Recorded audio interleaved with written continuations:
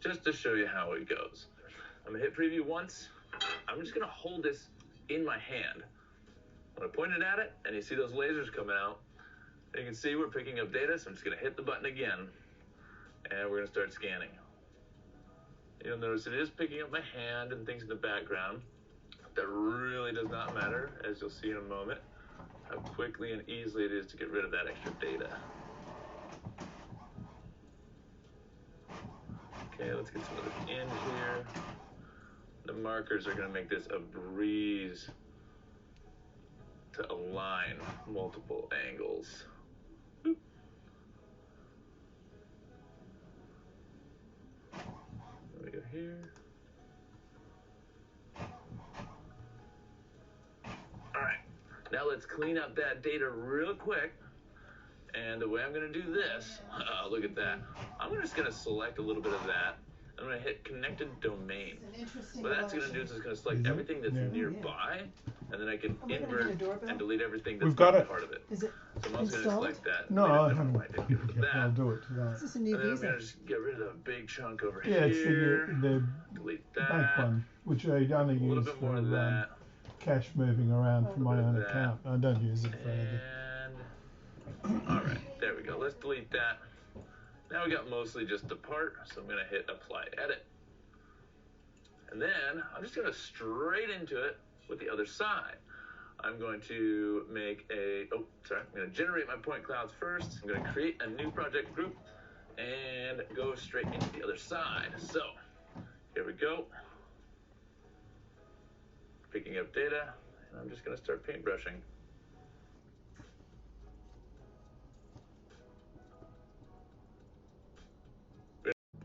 Get rid of those fingers.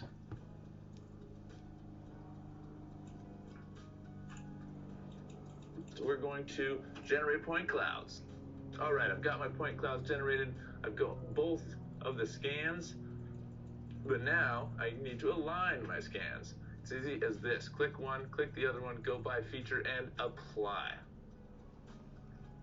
Didn't work at all. So instead, we're going to go by markers and apply. And bada bing, bada boom, that's how easy it is. This is why having markers on your actual part is super handy. It makes the alignment process a no-brainer. Like it's really hard to screw up having different markers all around the edge of the part and having the software try to align them. You saw how the features didn't really automatically get it. I could easily do manual point picking and have it align it that way, but the markers make it an absolute breeze. So now that we've got that all lined up, I'm going to hit next and exit. And then I'm going to go into this one and actually delete some of this extra data because I don't need that. See how I can still work on this after I've done, the alignment and everything else. I'm going to apply the edit, and we're good to go. Oh, here we go. All right. So I both of them, and I can get rid of my markers. And then the next step, I can actually close up those markers if I want. So I'll show you that real quick. But for now, the next step is hitting mesh model. Okay, here we go. We got our mesh model, and as you can see, it filled in all those holes. Looks like I left a little bit of data there and there. Shouldn't really matter, but if I was going to print this straight up, this is ready for printing if I just cleaned up some of that data. And it looks like this point, oh yeah, that's actually there. That is actually there. And these are 0.5 millimeter spacing, so straight from this software. So you'll notice it didn't fill anything else in. It did a pretty darn good job with all that data. I think the watertight mode actually was what made it do that, those extra little dingies, those dingleberries we saw in the last one. We got a little, yeah, so I think it just tried to fill in some of these areas, and whatever settings it was doing made some extra stuff. You know what? Let's fill a hole. All right, let me click that one. That's filled. Okay, that's filled. Okay, that's filled. All right, confirm. Done. Nice and filled. Easy as pie, but let's go into Geomagic. So, Mesh Doctor. Nope, don't want to use the Mesh Doctor. Actually, you know what? Let's just use the Mesh Doctor. I'm going to hit it. And the Mesh Doctor is basically just going to clean up the scan, little triangles, little non-manifold edges, and things of that nature to make it a lot better. As you can see right here on the screen, everything is zeroed out. Before, well, you saw the numbers before. So hit OK, done with that. Now, what I can really do in here, what's extra cool about this is, let me unselect that, I can figure out the centers of these holes, the diameters of these holes, and create native cylinders and shapes and all sorts of different things. So I'm going to go into the model mode up here in the left. So I'm going to go into here, and I am going to use increase angle selection tool as here on the right, as you can see, and I'm going to select inside the hole and drag up a little bit until it's selecting. So I can go all the way up until it selects the whole part. I can go down until I just want the cylinder. Now I'm going to go up to the right in the model section, and I'm going to select cylinder and best fit. So it's going to fit a cylinder to the region that's selected. I'm going to hit best fit, and then I'm going to say datum label A, cylinder 1. It's going to show me deviations. A, cylinder 1. It's going to show me deviations. I'm going to hit apply.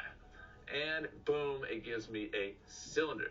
Now it tells me that the actual cylinder is, well, actually I'll show you the measurement here in just a second, but I can change, this is off by 0.5 millimeter. That's pretty awesome. And it shows you the heat map of it all throughout the entire thing, and it also like got the top and the bottom, so like that's the entire depth of that cylinder. Dude, and I can just do that. Let's go do another one. All right, so I got my cylinder there. I'm going to go into this one. Let's select that one, drag up a little bit. Okay, cool, that should be good enough. Cylinder, best fit. Datum label B, cylinder 2, apply. Great, got another one. Fantastic. Look at that. Oh, that's just wonderful. I love it. All right, let's hit OK. All right, so I got a couple cylinders in there. Now, if I wanted to get the centers, I could do that. And it all shows up right here in the Model Manager. Scan, features, cylinder A, and cylinder B. All right, so you hit properties, and then that'll show you all sorts of different numbers here. The height, it's 20.7 millimeter, so it's probably a 20 millimeter hole, and a 9.14 millimeter diameter hole. So it's probably a 9 millimeter hole. You know, humans designed this.